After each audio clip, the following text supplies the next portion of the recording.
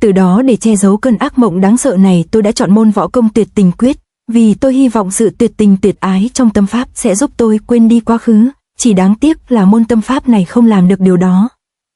Cũng may trong lúc tôi hoàn toàn suy sụp, có ý làm liều muốn thanh lý chính mình thì lại gặp bà. Nói đúng ra là tôi thấy bà ôm bé Nựu Nựu, lúc đó nó vừa bị té và đang ngoạc mồm ra khóc, nhưng bà không hề la mắng mà vỗ về nó, khi đó bà giống như nguồn sáng của sự sống chiếu qua đời tôi vậy. Bất chợt đang thao thao lên thiên thì Đường Đan Phượng liền nói như ném đá vào tâm trạng của anh ta. Không hợp lý tí nào, mẹ nào mà chẳng thương con, cưng nựng con kia chứ, tại sao chỉ có ta mới lại làm cho ngươi chú ý, bởi vì tôi thấy bà rất hung tàn trước địch thủ, nhưng khi ôm con lại rất chi là dịu dàng và hình như có thoáng chút sợ hãi. Là sợ không cẩn thận sẽ để lộ ra sát tính, khi đó sẽ làm hại chính con mình phải không? Cũng chính vì vậy mà ngươi thấy ta giống người mẹ đã hy sinh tất cả vì ngươi. Đúng, chính là thế đấy, ngươi cười rồi, cuối cùng thì ngươi cũng đã tập cười thành công. Nụ cười hiếm hoi xuất hiện trên gương mặt lạnh như tiền của Bất Á bị Đường Đan Phượng bắt quả tang, bà ta khoái chí nói ra rồi ngửa cổ uống trà. Bất Á bị người ta bóc mẽ thì vội chuyển trạng thái trở về lạnh lùng boi ngay. Nụ cười của ngươi khiến ta cảm thấy hài lòng rồi, lần sau nếu có muốn ngủ ngon thì cứ nói chứ không cần rình rập bắt nợ người ta. Nói rồi Đường Đan Phượng phủi đít đứng dậy mở cửa đi ra, nhưng bà ta vừa đứng lên thì Bất Á liền đáp. Đa tạ hảo ý của bà, nhưng chỉ sợ rằng sẽ chẳng có được lần sau nữa đâu. Tại sao chứ? Nghe Bất Á nói vậy Đường Đan Phượng lấy làm lạ lắm nên ngoái đầu lại hỏi. Tôi đã nói là mỗi một người đều có bí mật riêng, ấy vậy mà tôi lại vô tình nghe được một bí mật chết người, chính vì vậy tôi có linh cảm là Đường Bất Á sắp phải chết rồi. Lúc này tại phủ tướng quốc, bên dưới địa lao cũng đang có cảnh nói chuyện hàn huyên. Du hả, hôm nay con có khỏe không? Con vẫn vậy, thế thúc cứ yên tâm. Đừng có nói dối ta, có nhắm mắt thì cũng thấy thương thế của con rất nặng, lão tặc đó vẫn tiếp tục dụng hình đối với con, thật là đáng ghét. Từ ngày Thiết Thủ bị bắt nhốt vào lao phòng này thì ngày nào Gia Cát tiên sinh cũng đến thăm anh ta, có điều mỗi ngày đến đây lại càng làm cho ông ta thêm phần khổ tâm hơn. Sái Kinh đâu phải hạng quân tử, thế thúc hả tất phải tức giận mà làm cái quái gì cho mau già, chốt khổ sở này có đáng là cái chi đâu. Đệ tử ngược lại còn lo cho Thế Thúc hơn, sắc mặt của Thế Thúc càng lúc càng tiều tụy đi thấy rõ, là người do lo lắng quá độ hay là đã bị thương. Thiết Thủ đúng là dân có nghề, dù bị đánh bầm mắt vậy mà anh ta vẫn nhìn ra thần khí của Gia Cát tiên sinh, thấy được đệ tử chú ý lo lắng Gia Cát tiên sinh vừa bất ngờ vừa vui trong lòng lắm, biết không thể giấu ông ta cũng nói huỵch toẹt ra luôn. Lão phu đúng là vừa bị người ta chém cho một đao. Là ai làm, Sái Kinh hay Đường Thập Ngũ? Nghe sư phụ khai ra thì Thiết Thủ liền rít lên hỏi thăm tên của hung thủ. Đều không phải, ở đây tay vách mạch rừng không có tiện nói chuyện, nhưng ta chỉ có thể nói là đã chịu một đao này rất đáng. Một đao chưa ngậm miệng này chính là do Tô Mộng Trầm gây ra, nhưng việc Gia Cát thương thảo với tên xã hội đen này không tiện để lộ nên ông ta không nói. Thăm nom Thiết Thủ xong Gia Cát tiên sinh liền quay về phủ, nhưng một câu hỏi thăm này của Thiết Thủ lại làm cho Gia Cát tiên sinh trong lòng không yên.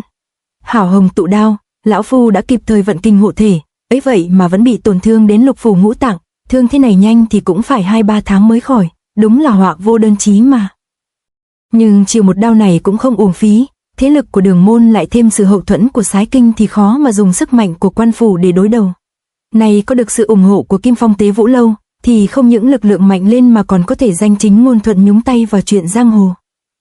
Đến lúc đó dù là trước mặt hoàng thượng thì lão già Sái Kinh cũng không dễ gì tìm được sơ hở của ta, nhưng vấn đề to đùng lại cũng chính là tâm ý thật sự của tên đồng minh Tô Mộng Trầm.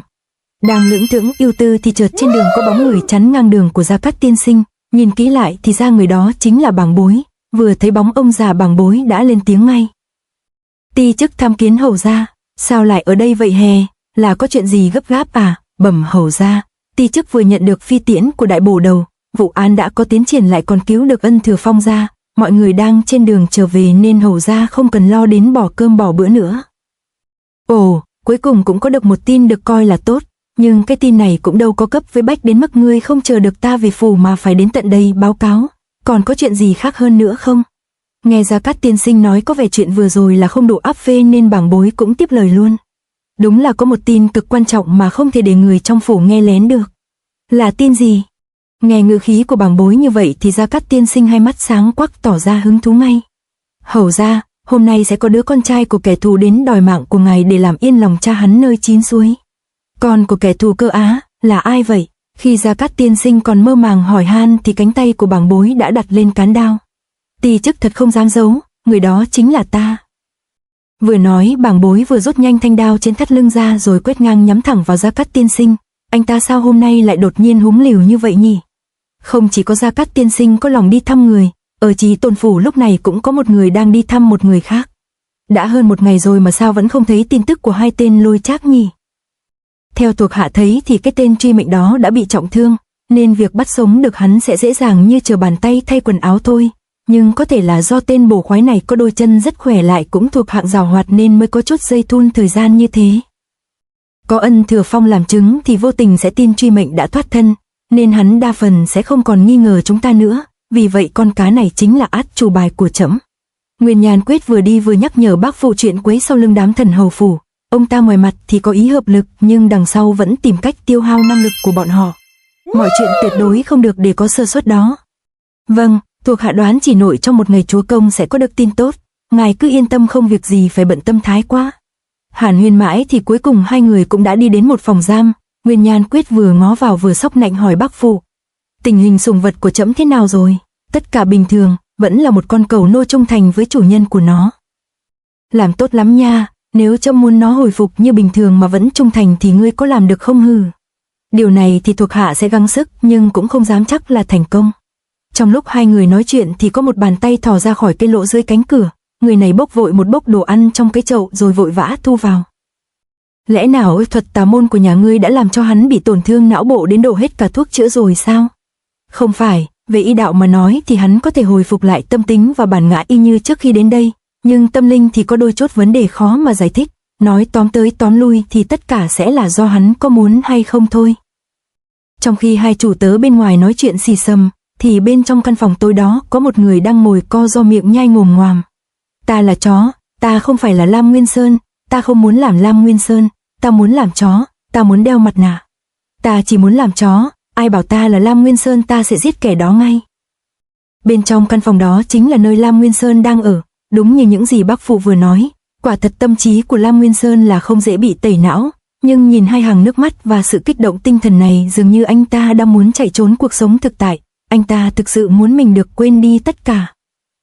Trở lại chuyện Bàng Bối tự dưng rừng mỡ tìm tới cản đường Gia Cát tiên sinh, anh ta sau khi lời qua tiếng lại thì đột nhiên nổi điên cầm đao đòi tính toán sổ nợ với ông già. Gia Cát tiên sinh đang bị trọng thương giờ đây lại gặp con của tử địch đòi lấy mạng, thật đúng là ông ta số khổ mệnh khổ mà.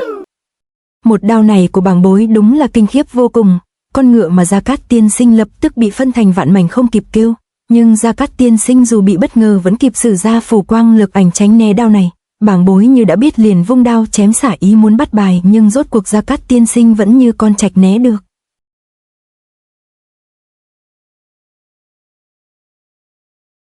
To be continued.